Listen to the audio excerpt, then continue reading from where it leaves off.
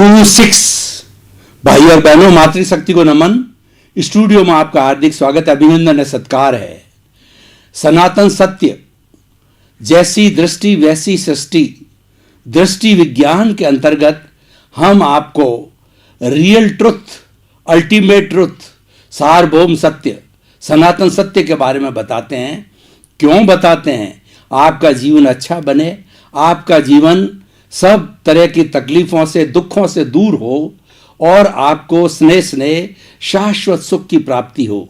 ये सारा कार्य हम अलग अलग एपिसोड्स के माध्यम से करते हैं। तो आज हमारा बहुत ही सुंदर एपिसोड है अज्ञा और प्रज्ञा। भाई और बहनों, ये दो शब्द है। अज्ञा का अर्थ होता है हमारी बाहरी जगत से जुड़ी हुई, शरीर से जुड़ी हुई सब स्थितियां अज्ञा कहलाती है, और भीतरी जगत से जुड़ी हुई सब हमारी बातें, सब हमारे विचार, सब हमारे चिंतन प्रज्ञा कहलाते हैं। इसका अर्थ ये हुआ, बाहरी जगत और भीतर जगत के दो अकाउंट हो गए। हम दोनों के बीच में समन्वय करेंगे, दोनों को समझ करके दोनों के बीच में समन्वय करेंगे, क्योंकि समन्वय से ही हमारा जीवन बनता है। दोनों का हम संतुलन करेंगे और दोनों साथ साथ में रहते हैं, दोनों को अलग नहीं किया जा सकता है। और वास्तव में हमको अलग करना है दोनों का, लेकिन उसके लिए हमें अपनी समझ को खुला करना होगा। उसी के लिए हम दृष्टि विज्ञान देते हैं। दृष्टि विज्ञान इसीलिए दिया जाता है कि आप आपकी समझ को खुला करें। आपको हम सम्यक दर्शन देते हैं, सम्यक ज्ञान देते हैं, राइट विजन देते हैं, पॉजिटिव थिंकिंग देते हैं, ताकि आपके नकारात्मक सोचे सकारात्मक में बदल जाए। अब हम लेते हैं अज्ञा। जब हम आँख खोल करके बाहरी जगत को देखते हैं तो ये इंद्रियों का जगत कहलाता है। इस इंद्रियों के जगत के अंदर हमारी 5 इंद्रियां हैं। बाहर के जगत से अलग अलग विषय लेती है और वो भीतर को देती है। तो उन विषयों से जुड़ी हुई हमारी जो है वो अज्ञा है। जितना हमारा शरीर से संबंध या हमारा व्यवहार जगत है वो सारा अज्ञा है। अज्ञा हम पीछे से लेकर के आते हैं। पिछले जन्म के अंदर जैसे जैसे हमने भाव किए हुए होते हैं, उन भाव कर्म के द्वारा जो कर्म बीज डाले जाते हैं, उस कर्म बीज से कर्म फल मिलता है। और कर्म फल मिलने से ये जो हमारा वर्तमान का जीवन है, जो कि उदय और प्रारब्ध के अधीन है, ये सारा अज्ञा का जगत है। ये अज्ञा जो कार्य करती है वो प्रतिष्ठित आत्मा के द्वारा कार्य करती है। हमारी मूल आत्मा बिल्कुल अक्रिया है, न वो हिलती है, न डुलती है, न उसके शरीर है, वो कुछ भी नहीं करती है।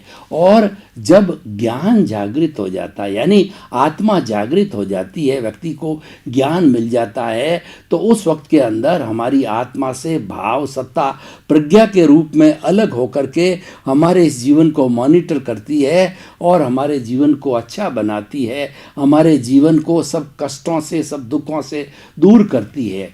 तो सबसे पहले हम अंतःकरण को समझें। अंतःकरण जो है मन, बुद्धि, चित्त और अहंकार से जुड़ा हुआ होता है। मन जो होता है वो सारा चिंतन करता है। मन वर्तमान काल का सारा चिंतन करता है। हम जितना भी खाना पीना, उठना बैठना, सोना, जितने भी जीवन के कार्य करते हैं वो सब मन के विचारों के द्वारा, वर्तमान चिंतन के द्वारा होते हैं। तो हमारा होता है चिंतन, मनन और क्रियान्विति के द्वारा होता है, या श्रवण, मनन और निध्यासन के द्वारा होता है। ये सारा विचार का जो जगत है वो हमारा मन से जुड़ा हुआ है। मन। दूसरा जो है बुद्धि। मन जितना भी कार्य करता है वो डायरेक्ट कोई भी निर्णय नहीं लेता है, वो अपने सारे कार्यों को बुद्धि को दे देता है। मन 5 इंद्रियों के 23 विषयों के द्वारा उससे जो कुछ भी प्राप्ति होती है वो अपने बॉस बुद्धि को दे देती है। और जितना भी कार्य होता है, जो मैनेजरशिप का कार्य होता है, वो बुद्धि करके वो बुद्धि को सौंप देती है। मन, बुद्धि और चित्त। चेतना की शक्ति को चित्त कहते हैं। हमारे जो इस बाहरी जो स्थूल शरीर है, उस शरीर पे काम करने वाली आत्मा की शक्ति को चित्त कहा जाता है।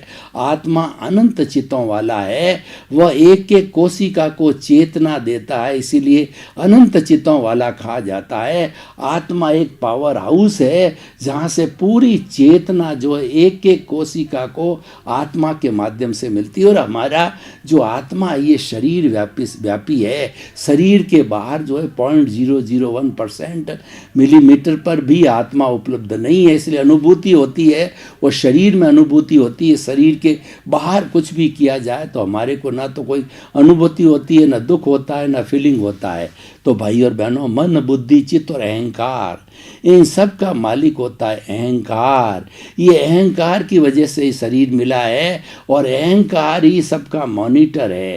होता क्या है कि जैसे मन क्या है को पैम्पलेट निकालता है। जैसे कि हमारे कभी चुनाव होते हैं तो चुनाव के समय 4-5 लोग खड़े होते हैं, मान लीजिए एमएलए का, एमपी का है, सरपंच का है, तो 4-5 हाथ जितने भी प्रतिनिधि होते हैं उन सब के पैम्पलेट मन के पास आते हैं। तो मन क्या उन पैम्पलेट को जैसी उसकी कार्य प्रणाली अपने बॉस बुद्धि को दे दी है, तो बुद्धि नाचती रहती है कि ये सही है, ये सही है, ये सही है, ये सही है, किसको वोट देना चाहिए वो निर्णय नहीं कर पाती है। तो उसके बाद के अंदर चित्त जो है उन सब का एक एक का फोटो खींचता है। चित्त फोटो खींच करके और जितने जितने हमारे पास पैम्पलेट आए हैं वो अहंकार को देता है। अहंकार अपनी तुष्टि के अनुसार उन 5 विकल्पों में से एक के ऊपर हस्ताक्षर कर देता है, वो मान्य हो जाता है। वो बुद्धि को मान्य होता है, चित्त को मान्य होता है और वह मन को मान्य होता है, और हम प्रवृत्त हो जाते हैं उस व्यक्ति को। हम जो है जो हमें जो है उसने जो अहंकार ने हस्ताक्षर किए उस पर्ची वाले को हम अपना वोट दे देते हैं, चौकड़ी मार देते हैं। तो भाई और बहनों, ये अहंकार जो है हस्ताक्षर करता है। तो चित्त का जो है ना ये सारा संचालन करने वाला अहंकार होता है और वही प्रतिष्ठित आत्मा है। अब अहंकार भी 2 तरह के होते हैं, एक तो लाइव अहंकार होता है और एक जो डिस्चार्ज अहंकार होता है। लाइव अहंकार होता है वो अनंतानुबंधी होता है, मतलब ये है कि वो सब कर्मों का बंधन करने वाला है, जन्म जन्मांतर में घुमाने वाला है। और हमारी चेतना के जो 3 स्तर है, जीवात्मा, अंतरात्मा और परमात्मा, तो जीवात्मा से जुड़ा हुआ जो अहंकार होता है वो सारा लाइव अहंकार होता है और वो चार्ज करता रहता है, क्योंकि उसके पास में ज्ञान नहीं है। उसको सब्सिडाइज करना, उसको समभाव में रखना, उसको नियंत्रण करने का उसका नॉलेज नहीं है। इसलिए जीवात्मा के राग द्वेष जो है बढ़ते ही रहते हैं और डिस्चार्ज होता रहता है। लेकिन जब जो है हमें किसी भी गुरु का जो है हमें स्पर्श होता है या ज्ञानी पुरुष का स्पर्श होता है और जब हमको ज्ञान मिलता है तो ज्ञान मिलने के बाद में लाइव अहंकार चला जाता है। गुरु जो होता है, जो अनंतानुबंधी लाइव अहंकार है, उसको भस्मीभूत कर देते हैं, यानी उस जहर रूपी थैली को निकाल करके बाहर फेंक देते हैं। उससे हमारे भीतर संभाव आ जाता है और बाद के अंदर जो हमारे जो मोह के जो अनंतानुबंधी मोह होता है, फिर बाद में अप्रत्याख्यानी होता है, प्रत्याख्यानी होता है, संजलन होता है। तो बाकी के जब अनंतानुबंधी चला जाता है तो बहुत डाइल्यूट होते हैं, उनका बहुत ज़्यादा प्रभाव नहीं होता, एक तरीके से डिस्चार्ज रूप के अंदर होते हैं। और वह जिस तरीके से हमारे कर्मों का बर्फ़ की शिला की तरह डिस्चार्ज होता है, वो भी डिस्चार्ज होकर के और हमारा राग द्वेष घटता जाता। तो भाई और बहनों, अज्ञा का सारा जो संबंध है हमारे भौतिक जगत से है, हमारे व्यवहार जगत से है, और मन वचन काया से जुड़ी हुई हर अवस्था मात्र जो है वो अज्ञा से जुड़ी हुई अवस्था होती है, वो राग द्वेष से जुड़ी हुई अवस्था होती है। और वो हमारा प्रारब्ध है, हमारा उदय है और हम पीछे से लेके आए हैं, उसमें हमें कोई तरह की स्वतंत्रता नहीं, उसके अंदर हम परतंत्र हो जाते हैं। तो ये अज्ञा और प्रज्ञा है, ये स्वतंत्रता और प्रतंत्रता से जुड़ी हुई है। अज्ञा तो प्रतंत्र है, जो प्रतिष्ठित आत्मा के माध्यम से शरीर के अंदर काम करती है, यानी जन्म से मृत्यु तक के सारे कार्य होते हैं वो अज्ञा के माध्यम से किया जाता है। शरीर से जुड़ी हुई प्रवृत्ति है, मन वचन काया से जुड़ी हुई प्रवृत्ति है। इस प्रकार हमने अज्ञा की बहुत बात की है। अब हमें कुछ प्रज्ञा की बात करनी चाहिए, क्योंकि अज्ञा और प्रज्ञा की दिशा अलग है। अज्ञा और प्रज्ञा के कार्य अलग अलग है, वो कार्य बहुत विभाजित है। अज्ञा का बहुत ही विस्तृत से हमने विवरण किया है। अब प्रज्ञा है वह हमारी आत्मा की भाव सत्ता से जुड़ी हुई होती है, और प्रज्ञा जनरेट कब होती है? जब व्यक्ति को कोई सद्गुरु मिलता है, व्यक्ति को जो है कोई ज्ञानी पुरुष मिलता है, और उसमें जब ज्ञान जागृत कर देता है। जैसे कि स्वामी जो विवेकानंद जी को रामकृष्ण परमहंस मिले और उन्होंने उनको ज्ञान दिया, तो ज्ञान दे करके उनमें एनलाइटनमेंट हो गया, प्रज्ञा जागृत हो गई। जब व्यक्ति को सद्गुरु के द्वारा ज्ञान की प्राप्ति होती है तो उसकी निष्पत्ति क्या होती है कि उसके भीतर, क्योंकि हमारा मुख्य बात यह है कि शुद्ध आत्मा जो प्रभु है तो वो तो अक्रिया वाला है और वह अशरीरी है, वह कुछ नहीं करता है, लेकिन कुछ नहीं करते हुए भी वह सब कुछ है। उसकी हाजिरी है, उसकी प्रेजेंस है, तब तो ये शरीर संचालन होता है, नहीं तो मुर्दा हो जाता है। तो जब उसकी प्रेजेंस है तो कुछ नहीं करता, तो कौन करता है? वो करने वाला उसकी भाव सत्ता है, वो प्रज्ञा है। जब किसी सद्गुरु या ज्ञानी पुरुष के द्वारा हमको ज्ञान दे दिया जाता है तो उस स्थिति के अंदर हमारा जो कर्म बंधन का मुख्य जो है दर्शन मोहनीय अनंतानुबंधी होता है, वो जहर रूपी थैली को वो फेंक देते हैं। कैसे फेंक देते हैं कि जो पूंगी बनाने वाले काल बेलिए होते हैं, पूंगी बजा करके सर्पों को अपनी ओर आकर्षित करते हैं, तो सर्प उस पूंगी पर नाचने लगते हैं। तो वह जो कालबेलिया इतना एक्सपर्ट होता है, उसकी गर्दन से पकड़ करके जो जहर की थैली होती है, उस जहर की थैली को निकाल करके बाहर फेंक करके उसकी शल्य चिकित्सा कर लेते हैं, और फिर वह एक साधारण नाग हो जाता है जो अपने पिटारे के अंदर कालबेलिया बंद करके और फिर लोगों को वो अपने हाथ पे डसाता है, उसको नचाता है पूंगी के आधार पे, लेकिन वो विषहीन है, उसका कोई भी प्रभाव नहीं है। जो कि उसका पहले विष की थैली के समय होता था, व्यक्ति मृत्यु तक को भी प्राप्त हो जाता, विषहीन तो एक खिलौना जैसा हो जाता है। तो हमको ज्ञान दिया जाता है, हम भी अनंत अनुबंधी, हमारा कर्म बंधन होने का जो मुख्य कारण हो, उस गहर की थैली उसका जो है वो भस्मीभूत कर दी जाती है, बाहर निकाल दी जाती है। तो फिर उसके बाद के अंदर बड़े साधारण से जो है दर्शन मोहनीय के अंग रहते हैं, वो बड़े कोमल होते हैं, वो होते हैं अप्रत्याख्यानी मोहनीय, प्रत्याख्यानी मोहनीय और संजलन मोहनीय। ये इतने हल्के होते हैं कि लकड़ी के ऊपर जो है लकीर बनाना, या जो है बालू रेत के ऊपर लकीर खींचना, या पानी के लकीर, यानी एक मात्र डिस्चार्ज टाइप ही होते हैं, क्योंकि ये उसका वर्गीकरण है, वो वर्गीकरण तो बताना पड़ेगा। तो ये हमारा अनंतानुबंधी गया और ज्ञान मिला, प्रज्ञा जागृत हुई, तो प्रज्ञा अब पूरे शरीर को मॉनिटर करती है, वो इसकी मालिक बन जाती है, और वह प्रज्ञा जागृत होकर के, और जब ये अज्ञा इधर उधर भटकती है, प्रज्ञा को निर्देश देती है कि तू तो ज्ञान वाला है, तेरे ज्ञान लिया हुआ है, तुम अपनी अच्छी स्थिति पर आओ वापस। तो उसको अच्छी स्थिति पर लाते हैं, यानी उसको प्रज्ञा में स्थिर करते हैं, और प्रज्ञा में स्थित होते ही व्यक्ति की बुराइयां समाप्त हो जाती है। व्यक्ति जो, क्योंकि प्रज्ञा मोक्ष की प्रतिनिधि है, मोक्ष में ले जाने वाली है, वो कभी भी गलत काम नहीं करने वाली है। और वह जब अज्ञा को निर्देश देती है, अज्ञा तुरंत जो है प्रतिष्ठित आत्मा तुरंत है संभाव में आ जाती है, और वह सामायिक आलोचना प्रतिक्रमण करते, अगर उसने कोई अशुद्धि की है, उसने कोई गलती की है, तो तुरंत वो क्षमा याचना करती है जिस व्यक्ति से हुई है। तो वह ये प्रार्थना करती है, ये फला एक्स की शुद्ध आत्मा भगवान, मेरे से गलती हो गई, मुझे क्षमा करो, क्षमा करो, क्षमा करो, और मैं ग्लानि करता हूँ, मेरे से गलती हो गई।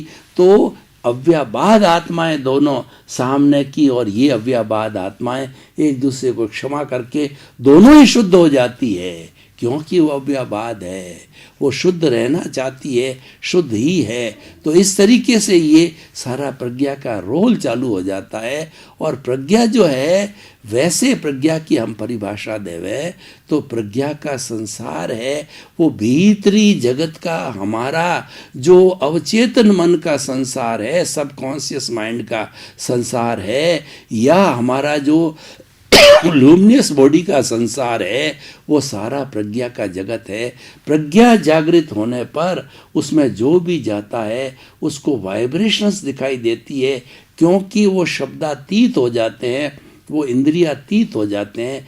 प्रज्ञा जो है इंद्रियातीत की अवस्था है, शब्दातीत की अवस्था है, वह विशुद्ध अवस्था है, और उसके अंदर मात्र ट्रुथ दिखाई देता है, जो सनातन सत्य दिखाई देता है, अल्टीमेट ट्रुथ दिखाई देता है, और सार्वभौम सत्य दिखाई देता है। What is the ultimate reality of the life उसको दिखाई देती है।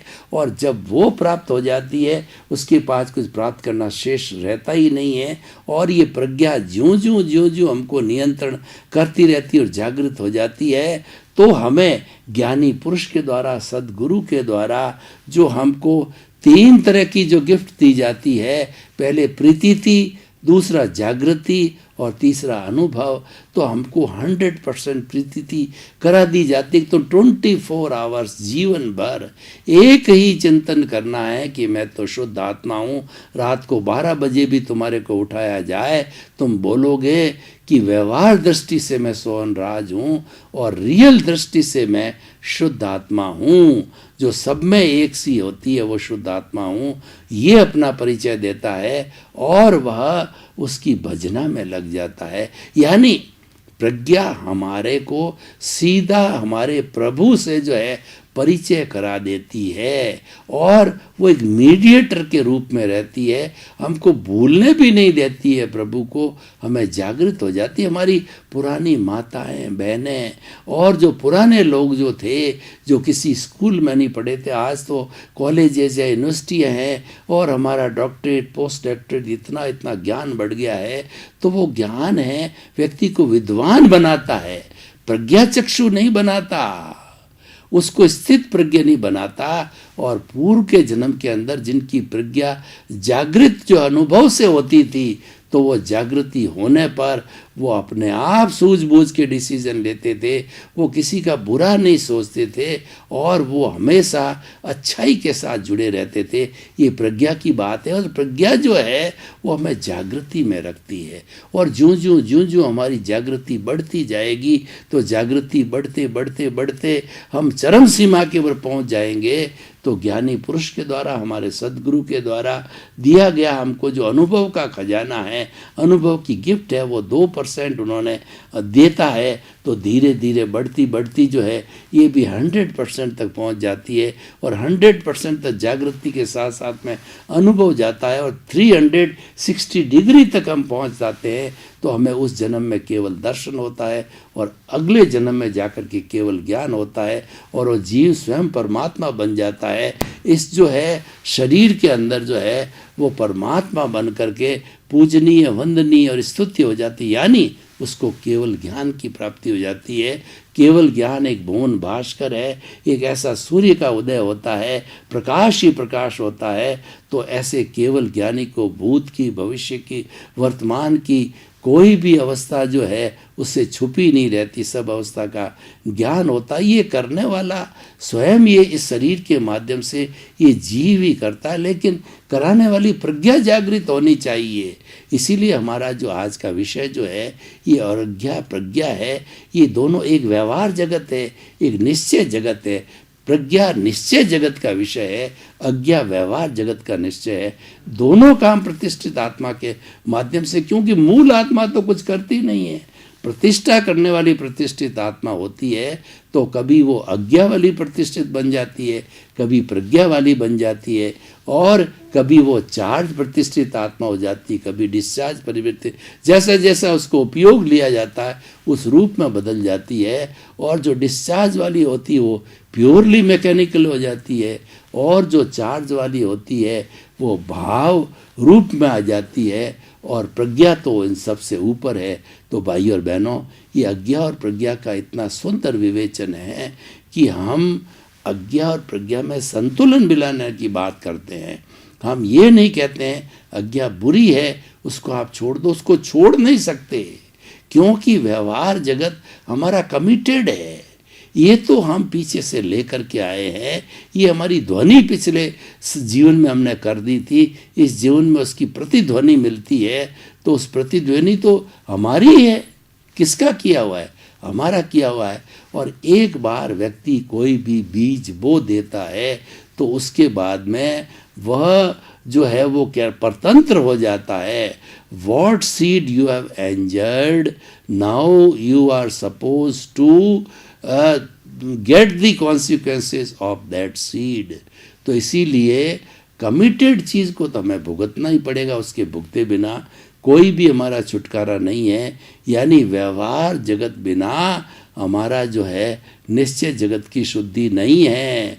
और व्यवहार जगत की शुद्धि हो गई यानी सब आपकी आत्माओं से सबके साथ में आपकी क्षमा याचना हो गई, आप शुद्ध हो गए, किसी से कोई लेना देना नहीं है। और आपकी शुद्ध की अवस्था के अंदर तो आप ऑटोमेटिकली शुद्ध हो गए, तो फिर आपको कुछ करना ही नहीं है।